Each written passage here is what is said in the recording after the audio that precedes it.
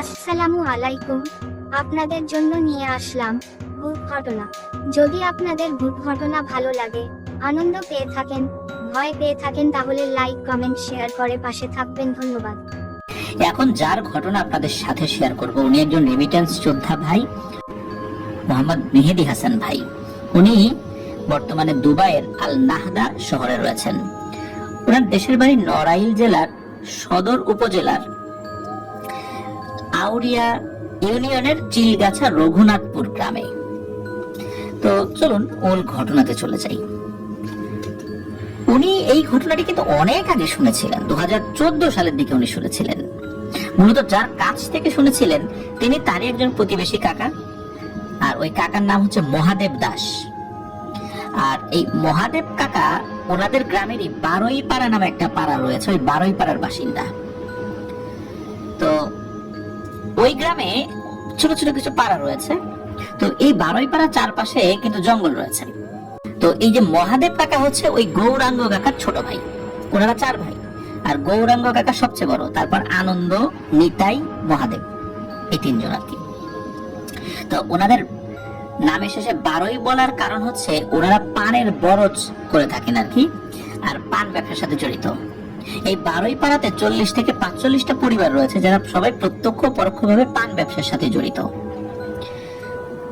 আর ঘটনাটি মূলত এই মহাদেব কাকার সাথেই ঘটেছিল। তো যে স্থানে ঘটনাটি ঘটেছিল ওই স্থানে বসেই এই মেহেদী হাসান ভাই এই ঘটনাটি শুনেছিলেন। তো এই মেহেদী হাসান ভাইদের বাড়ির দক্ষিণ পাশে রয়েছে বিশাল জঙ্গল। সেখানে অন্যান্য গাছের পাশাপাশি অনেকগুলো সুপারির বাগানও রয়েছে। সেখানে একটা জায়গায় একসাথে অনেকগুলো সুপারি গাছ আছে, যেটাকে সবাই দিলীপ স্যারের ভিটা বলে। এই দিলীপ স্যার হচ্ছেন ওনাদের এলাকার নাকশি মাদ্রাসা বাজারের ABS মেমোরিয়াল মাধ্যমিক বিদ্যালয়ের একজন প্রাক্তন ইংরেজি শিক্ষক। অনেকেই তাকে চিনে থাকবেন এই দিলীপ স্যারকে। এই দিলীপ স্যারের কিন্তু অনেক জায়গা জমি রয়েছে, যার ভেতরে এই সুপারি বাগানটা অর্থাৎ এই ভিটাটা অন্যতম। তবে একটা সমস্যা হলো সুপারির মৌসুমে সেখান থেকে সুপারি চুরি হয়ে যায়, বিভিন্ন লোকজন চুরি চামারি করে নিয়ে যায় আর কি। এখন দিলীপ স্যার এগুলো কন্ট্রোল করতে পারেন না, আর এই সমস্ত কারণে দিলীপ স্যার তার এই বাগানটা লিজ দিয়ে দেন। তো সেইবার এই মানে আমাদের মেহেদী হাসান ভাইয়ের আব্বু দিলীপ স্যারের যত বাগান আছে 5 বছর চুক্তিতে লিজ নিয়ে নিয়েছিলেন আর কি। আর সেটা লিজ নেওয়ার পরে প্রতি শনিবার এবং মঙ্গলবার হাটের দিন এই মেহেদী হাসান ভাই নিজে ওই বাগানে গিয়ে সুপারি পেরে নিয়ে আসতেন। তো একদিন সুপারি পাড়ার সময় এই মহাদেব কাকার সাথে দেখা হয়ে যায় মেহেদী হাসান ভাইয়ের। উনিও সুপারি পাড়তে এসেছিলেন। তো দিলীপ স্যারের এই ভিটার পাশে ওনাদের আরেকটা সুপারির বাগান ছিল। তো যাই হোক, মহাদেব কাকার সাথে দেখা হবার পর অনেক ধরনের কথাবার্তা হতে থাকে। কোথায় কোথায় এই মহাদেব কাকা বলে ওঠেন, এই দিলীপ বাবুর ভিটায় যে আম গাছ আছে না একটা, এই আম গাছে কিন্তু অনেক দোষ আছে। তো ওখানে কিন্তু অনেক পুরনো এবং বিশাল বড় একটা আম গাছ ছিল। তো মহাদেব কাকা ওই গাছটার কথাই বলেন আর কি। তো মেহেদী হাসান ভাই যখন জিজ্ঞেস করেন কি দোষ আছে এখানে, তখন মূলত মহাদেব কাকা একটি ঘটনা বলে। তো চলুন ওই মূল ঘটনাতে এখন ঢুকে যাই। ঘটনাটি মহাদেব কাকার সাথে ঘটেছিল 2010 কি 11 সালের দিকে। তো প্রতি বছরের মতো ওইবারও ওনারা ওই গাছটা লিজ নিয়েছিলেন আর কি, ওই 10-11 সালের দিকে আর কি। তো লিজ দিলে ওই বাগানে বা ভিটাতে একটা টং পাততে হয় যাতে চুরি না হয়। তো টং কি এটা তো অনেকেই জানেন, এক ধরনের অস্থায়ী থাকার জায়গা আর কি। অনেকে আমরা টং দোকানের চা বলি, মানে অস্থায়ী দোকানের চা। তো যেটা করা হয় সেটা হলো সুপারি বাগানের মাঝখানে একটু উঁচু জায়গা যেখানে ছিল ওইখানে ওই টংটা পাতা হয়, যাতে ওইখান থেকে লাইট মেরে পুরো বাগানটা ভালো করে দেখা যায় এবং পাহারা দেওয়া যায়। আর ওইখানেই ঘুমানোর ব্যবস্থা করা হয়। তো যারা গ্রামে থাকেন তারা কিন্তু এই ধরনের টং বা কোথায় এগুলো স্থাপন করা হয়, উঁচু জায়গায় বা কোন জায়গায়, এগুলো আপনারা অবগত আছেন। অনেক সময় মাছের যে ঘের গুলোর ভিতরে টং স্থাপন করা হয়, এমন জায়গায় স্থাপন করা হয় যেখান থেকে চতুর্দিকে দেখা যায়। তো যাই হোক, সুপারি সিজনে সুপারি যাতে চুরি না হয় সেই জন্য প্রতিবারের মতো এই দিলীপ বাবুর ভিটার পাশে ওই ভিটা পাহারা দেওয়ার দায়িত্ব পড়ে এই মহাদেব কাকাদের উপরে। তো ওনার বড়দা, মেজদা এবং নিতাই দাদা যিনি, তো অন্যান্য জায়গায় টং পেতে সেখানে পাহারা দিত। আর এই মহাদেব কাকা যখন এখানে প্রথমবার টং পেতেছিলেন, তখন এই মহাদেব কাকার বাবা, তার নাম হলো হরিদাস বারৈ, এই হরিদাস বারৈ তখন এই মহাদেব কাকাকে বলেছিলেন যে মহাদেব, দিলীপের এই পুরোনো আম গাছের কাছে কিন্তু কখনো যাবি না, ওখানে সমস্যা আছে, জায়গাটা ভালো না। উনি তো আবার ওনার বাবাকে প্রশ্ন করলেন যে ওখানে আবার কিসের সমস্যা। তখন আর বাবা বলেছেন এত কিছু জানতে হবে না, যেটা বললাম সেটা মেনে চল রে বাপ, আর কথা বাড়াইস না। তো উনি আর কথা বাড়ালেন না। প্রথম 5-6 দিন কোনো সমস্যা হয়নি, শুধু রাতের বেলা একটু টুকটাক শিয়ালের ডাক, আর রাতের বেলা একটা থমথমের পরিবেশ তো থাকেই, এতটুকুই ছিল, আর কিছু ছিল না। তো ঘটনা যে রাতের, ওই রাতটা ছিল আবার অমাবস্যার রাত, ঘুটঘুটে অন্ধকার কালো রাত। এই মহাদেব কাকা রাত 8টার দিকে খাওয়া দাওয়া শেষ করে ওই ভিটা পাহারা দিতে চলে আসেন বাড়ি থেকে। তো প্রথমে এসেই হাতে টর্চ লাইটটা জ্বালিয়ে চারদিকে একটা চক্কর দিলেন, চারপাশটা ভালো করে দেখে নিলেন যে আশেপাশে কোনো চোর এলো কিনা। তো কোনো চোরের অস্তিত্ব উনি আর দেখেন নাই। তো বলে রাখা ভালো, নিজের নিরাপত্তার জন্য ওনারা কিন্তু সবসময় কাছে একটা বিশাল ধারালো রামদা রাখতেন, আর একটা হারিকেন জ্বালিয়ে টঙের এক পাশে ঝুলিয়ে রাখতেন, যাতে করে সেটার আলো দেখে চোর এলেও বুঝতে পারে যে এখানে কেউ জেগে জেগে পাহারা দিচ্ছে। তো যাই হোক, এই মহাদেব কাকার টঙের উপরে উঠে হারিকেন জ্বালিয়ে সেটাকে ঝুলিয়ে রেখে ঘুমিয়ে গেলেন। হঠাৎ মাঝ রাতে একটা শব্দে ওনার ঘুম ভেঙে যায়। হঠাৎ করে ঘুম ভাঙাতে উনি বুঝতে পারছিলেন না যে এটা আসলে কিসের শব্দ। ধীরে ধীরে শব্দটা স্পষ্ট হতে লাগলো। উনি বুঝতে পারলেন সেটা কোনো বাচ্চাদের কান্নার শব্দ। উনি ভাবছেন যে এখানে এত রাতে বাচ্চা এলো কোথা থেকে। করুণ সুরে একসাথে দুটো বাচ্চা কান্না করলে যেমন শোনা যায়, ঠিক তেমন শব্দ উনি শুনতে পারলেন। এমন কান্না শুনে ওনার খুব মায়া হয়। তো উনি তখন চিন্তায় পড়ে যান, এটা কি আসলেই কোনো বাচ্চার কান্নার শব্দ, নাকি কোনো দুষ্টু জিন ওনাকে ভয় দেখানোর ফোন দিয়ে এসেছে। মহাদেব কাকা কিন্তু একদম ছোট বয়স ছিলেন না, ওই সময় ওনার যথেষ্ট বয়স, মধ্য বয়স বলতে যেটা বুঝি সেরকম। তো উনি তো এই ধরনের টুকটাক ভয়ের ঘটনা সম্পর্কে অবগত আছেনই, যে রাতের বেলা এই টাইপের বাচ্চারা কান্না করে, মহিলারা কান্না করে, তো এই কান্না দেখতে গেলে বিপদ চলে আসে। কিন্তু উনি আবার একটা দ্বিধায় পড়ে যান, চিন্তা করেন আসলে কি কোনো বাচ্চা কান্না করছে নাকি দুষ্টু জিন। তো উনি চিন্তা করেন যাই একটু দেখে আসি। তো টঙের মধ্যে তো উনি মশারিটা নিয়েছিলেন, ওখানে অনেক মশা।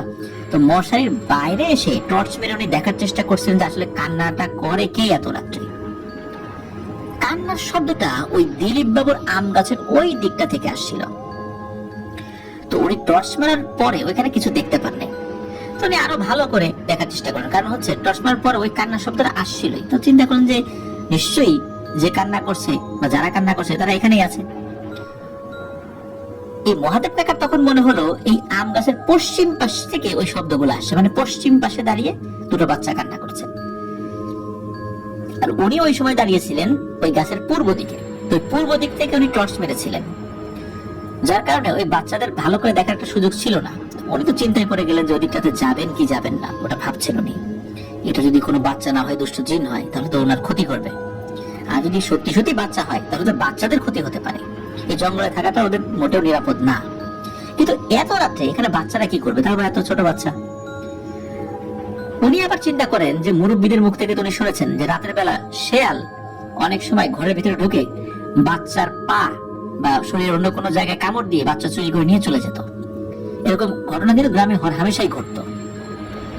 ওরকম কিছু হয় নাই তো, যে শেয়ালের পাল কোনো বাড়িতে গরিব মানুষের ঘরে ঢুকেছে, বেড়া ভাঙা, ওই দিক দিয়ে ঢুকে বাচ্চাদেরকে আক্রমণ করে নিয়ে চলে এসেছে। এখানে চারদিকে ওদের চারদিকে শেয়াল, হয়তো এরকম কিছু তো হতে পারে, ভূত প্রেত তো নাও হতে পারে। না, যেতেই তো হবে, ওরা তো আমাদেরই গ্রামের বাচ্চা, আমারই পরিচিত কারো না কারো সন্তান। যদি সত্যি এরকম ঘটনা ঘটে তাহলে নিজের বিবেককে তো ক্ষমা করতে পারবো না। তো উনি এই চিন্তা করে ওইদিকে গিয়েছেন, চিন্তা করছেন ভূত প্রেত বাচ্চা যাই হোক হবে, আমি ওখানে যাবই। তো উনি সেই ভাবনা অনুযায়ী এক হাতে টর্চ আর অন্য হাতে ওই যে বড় রামদা নিয়ে উনি ওই দিকটাতে যাওয়া শুরু করেছেন। তখনও কিন্তু উনি শুনতে পাচ্ছেন এক মনে করুণ সুরে ওই দুটো বাচ্চা কান্না করেই যাচ্ছে করেই যাচ্ছে। তো উনি টর্চ মারতে মারতে সেদিকে এগিয়ে যান আর বলতে থাকেন, এই কে রে তোরা, কান্না করিস না, দাঁড়া দাঁড়া আমি আসতেছি। তো উনি তো আম গাছের নিচে চলে গিয়েছেন, গিয়ে দেখেন যে 3 থেকে 3.5 বছরের দুটো বাচ্চা কান্না করছে। বাচ্চা দুটো একই রকম দেখতে এবং ওদের পরনে কোনো কাপড় নেই, দুটোই ছেলে। উনি বুঝতে পারি না যমজ ভাই। আর বাচ্চাদের মাথায় দুটো চন্দনের তিলক ছিল, এটা দেখে বোঝা যাচ্ছে ওরা হিন্দু পরিবারের সন্তান। কিন্তু এই দুটো বাচ্চাকে উনি আগে কখনো দেখেন নাই, কারণ ওনাদের এইখানে যে কয়েকটা হিন্দু পরিবার রয়েছে সকলের সাথেই তো পরিচিত আছে উনি, এই মহাদেব কাকা। আর যে বাচ্চাগুলো হেসে খেলে বেড়ায় তাদেরকে উনি চেনেন, কিন্তু এই বাচ্চাদেরকে উনি কখনো দেখেছেন বলে মনে করতে পারছেন না। কার বাচ্চা, কোথা থেকে এলো, এটা ভাবতে ভাবতে একদম কাছে চলে গিয়েছে ওই বাচ্চা দুটোর উনি। যখন একদম কাছে চলে গিয়েছে তখন ওরা দুজনই একসাথে কান্না থামিয়ে দেয়। তো মহাদেব কাকা জিজ্ঞেস করেন, এরে বাপুরা তোরা এত রাত্রে এখানে কিভাবে এলি? তোর বাবার নাম কি বল, তাড়াতাড়ি ওদেরকে বাড়িতে দিয়ে আসি। এবং উনি টর্চ মেরে ওদের বডিটা চেক করছিলেন যে শেয়াল আবার কোথাও কামড় দিয়েছে কিনা, রক্ত ঝরছে কিনা, কিন্তু দেখেন যে না, ওদের শরীরে কোনো আঘাতের চিহ্ন দেখা যাচ্ছে না। কিন্তু ওরা দুজনই একদম ফ্যাল ফ্যাল করে মহাদেব কাকার দিকে তাকিয়ে আছে। তো মহাদেব কাকা আবার জিজ্ঞেস করেন, এই বাপুরা বল রে তোদের বাবার নাম কি, তোদেরকে নিয়ে যাই। অবাক করা বিষয় হলো সময় কিন্তু ছিল শীতকাল, আর ওই ঠান্ডার ভিতরে বাচ্চা দুটো একদম বিবস্ত্র হয়ে ওখানে কিভাবে এলো, এবং এই ঠান্ডার মধ্যে কোন শীতের মধ্যে দাঁড়িয়ে আছে, কোন ধরনের শরীর কাঁপাকাঁপি করছে না। এই ঠান্ডায় কিন্তু কাঁপাকাঁপি করার কথা। তো উনি বারবার জিজ্ঞাসা করার পরে ওদের একজন এই মহাদেব কাকাকে হাত দিয়ে ইশারা করে আম গাছের উপর দিকে দেখাচ্ছে, মানে হাত দিয়ে দেখাচ্ছে ওই দিকে দেখ। তো মহাদেব কাকা ওইদিকে টর্চ মারতেই যে ভয়ঙ্কর দৃশ্য দেখতে পান, এটা দেখার জন্য উনি মোটেও প্রস্তুত ছিলেন না। উনি দেখতে পান যে আম গাছের উপরে ঝুলে রয়েছে একটা মহিলার লাশ, কিন্তু ওই লাশটা রক্ত চক্ষু করে ওনার দিকে তাকিয়ে আছে। আর যখন টর্চ মেরে ওই জিনিসটা দেখেছেন, চোখাচোখি হয়েছে ওই লাশের, তখনই ওই লাশটা একটা বিশ্রী হাসি দেয়, খুবই বিভৎস একটা ভয়ঙ্কর হাসি। উনি এটা দেখে আর সহ্য করতে পারলেন না। উনি তখনও বুঝতে পারেন নাই ওনার পাশে দাঁড়ানো বাচ্চা দুটো কোনো স্বাভাবিক বাচ্চা নয়। উনি চিন্তা করেছিলেন ওই ভয়ঙ্কর দৃশ্য দেখে হয়তো ওই বাচ্চা দুটো কান্নাকাটি করছে।